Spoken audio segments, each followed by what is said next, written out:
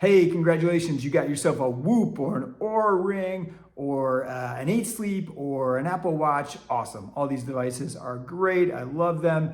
And that means that you're going to be able to start tracking your data and tracking whatever that device's measure of choice is. So you've got sleep scores, you've got recovery scores, you've got readiness scores, right? Awesome stuff, but what does it all mean? Kind of confusing. How do you make it meaningful for yourself? Well, to do that, you need to understand what HRV is. What is HRV? It is heart rate variability. You think you already know what your heart rate is. You're very familiar with average heart rate or resting heart rate. And you know, if resting heart rate is 60 beats per minute, that means my heart is beating every second on the second. That's right, pretty obvious, right? Wrong. Actually, that's not the case. What's happening with your heart is it is not beating uniformly like that. What's actually happening is some heartbeats are 1.5 seconds in between, some are 0.5, some are 0.85, some are 1.25. It's actually kind of all over the place. But what happens is it averages out to 60 beats over a course of a minute. Who cares? Well, I would suggest you should care because it's actually an incredibly effective measure both for long-term and short-term health. So on the long-term side, it's actually been called by some pretty well-respected doctors the best overall marker of biological age, right? So kind of important stuff. So if you look at HRV and you correlate it to really bad stuff like cardiovascular disease, depression, actually a whole laundry list of potential problems, the correlation is pretty high. It's an inverse correlation. So basically, the lower your HRV, the higher your chances of having all these really nasty things are. On the more short-term side of things, and this is where all these companies come in with things like sleep scores and readiness scores and recovery scores, actually what your day-to-day HRV tells you is how ready your body is to take on strain that particular day. So how do all these companies do it? Well, basically they measure your HRV and usually they do it at night and then they compare that to your normal HRV over whatever time period and that gives you your recovery score. Now, really important, what impacts HRV on a day-to-day basis?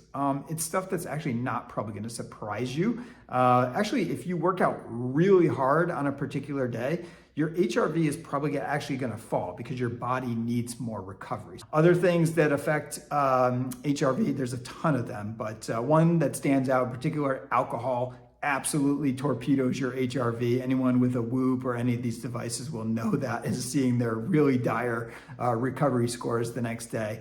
Actually, hydration is a big one. So if you're not drinking enough water, that torpedoes your HRV as well. And then there's a whole host of other things. Interestingly, a lot of trainers out there are moving to more of an HRV focused model. So what does that mean? It means instead of just planning out your workouts for you on chronologically, okay, you're doing strength today, cardio tomorrow, strength the next day, cardio the next day, they do it on more of a recovery basis. So look at your HRV and say, okay, what is your body actually ready to handle today? It could be a smarter way of actually training. Now, a lot of people want to know, what's a good HRV? Hey, listen, my HRV is 50 or my HRV is 100 or 150. Like, am I in great shape? Am I an elite athlete or am I a lazy slug? I don't know.